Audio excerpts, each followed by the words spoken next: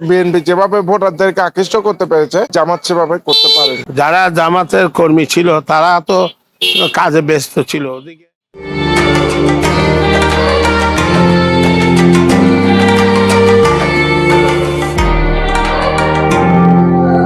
চট্টগ্রামের রাজনীতিতে বরাবরই গুরুত্বপূর্ণ ও আলোচিত আসন হিসেবে পরিচিত চট্টগ্রাম নয়, ব্যবসা বাণিজ্য, সংস্কৃতি ও নগর রাজনীতির কেন্দ্রবিন্দু হওয়ায় প্রতিটি জাতীয় নির্বাচনে এই আসন ঘিরে বাড়তি আগ্রহ লক্ষ্য করা যায়। ত্রয়োদশ জাতীয় সংসদ নির্বাচনেও এর ব্যতিক্রম হয়নি। হেভিওয়েট দুই প্রার্থীর লড়াইয়ে ভোটের মাঠ ছিল উত্তপ্ত ও প্রতিদ্বন্দ্বিতাপূর্ণ।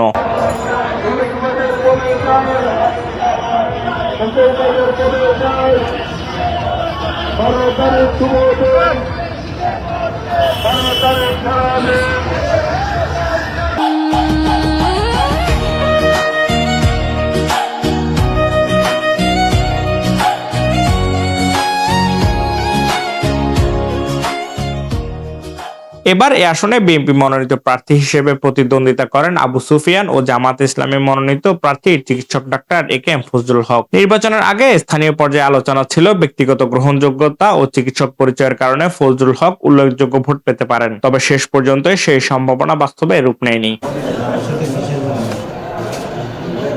নির্বাচনের ফলাফলে দেখা যায় আবু সুফিয়ান প্রায় 55,000 ভোটের বিশাল ব্যবধানে জয়লাভ করেন। এই ব্যবধান শুধু ব্যক্তিগত জয়ই নয়, বরং এই আসনে জামাতের জন্য বড় ধরনের রাজনৈতিক ধাক্কা হিসেবেও বিবেচিত হচ্ছে। ভোটের মাঠে শুরু থেকে শেষ পর্যন্ত প্রচারণায় সক্রিয় থাকলেও শেষ পর্যন্ত কাঙ্ক্ষিত ফল ঘরে তুলতে পারেননি ডাক্তার ফজলুল হক। নির্বাচন পর্যবেক্ষক ও সংশ্লিষ্ট সূত্রগুলো মনে করছে কয়েকটি গুরুত্বপূর্ণ কারণ ফজলুল হকের পরাজয়ে প্রভাব ফেলেছে। সাংগঠনিক নেটওয়ার্কের দিক থেকে বিএনপি প্রার্থী স্পষ্টতই এগিয়ে ছিলেন। দীর্ঘদিন নগর রাজনীতিতে সক্রিয় উপস্থিতি ও তৃণমূল পর্যায়ে শক্ত অবস্থান আবু সুফিয়ানের পক্ষে কাজ করেছে। কেন্দ্রভিত্তিক ভোট ব্যবস্থাপনায় বিএনপির কর্মী সমর্থকদের সক্রিয় উপস্থিতি ছিল দৃশ্যমান। ভোটারদের কেন্দ্রে আনা, ভোট সুরক্ষা ও সমন্বয় কার্যক্রমে তারা সুসংগঠিত ভূমিকা পালন করেন। এক্ষেত্রে বেশ পিছিয়ে ছিলেন জামাত কর্মীরা, এমনটাই জানা গিয়েছে। এছাড়া নগর রাজনীতিতে দীর্ঘ অভিজ্ঞতা ও প্রতিষ্ঠিত রাজনৈতিক প্ল্যাটফর্মের প্রতি আস্থাই অনেক ভোটারকে বিএনপির দিকে ঝুঁকিয়েছে বলে বিশ্লেষকদের ধারণা। এছাড়া নির্বাচনের আগে মনোনয়ন ঘিরে আলোচনা ও রাজনৈতিক অনিশ্চয়তা জামাতের তৃণমূল পর্যায়ে কিছুটা বিভ্রান্তি তৈরি করেছে বলে স্থানীয় নেতাকর্মীরা জানিয়েছেন। তাদের দাবি, ভোট কেন্দ্রে প্রত্যাশিত মাত্রা সমন্বয় সক্রিয়তা দেখা যায়নি। এছাড়া বিভিন্ন কেন্দ্রে জামাত কর্মীদের ভোটারদের অসহযোগিতার অভিযোগও উঠেছে, যা সামগ্রিক ফলাফলে প্রভাব ফেলেছে।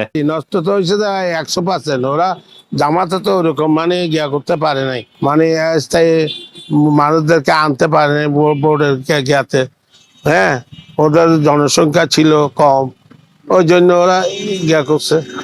যারা জামাতের কর্মী ছিল তারা তো কাজে ব্যস্ত ছিল ওদিকে, ঘরে ঘরে যায়, ওদেরকে আনার ইয়াটা জামাতে পারে না। ওটাকে জামাত সেটা করতে বলতে পারেন আপনার মোটামুটি ব্যর্থ। যেখানে আপনার বিএনপির 50 জন থাকলে সেখানে আমাদের জামাতের ছিল 15-20 জন।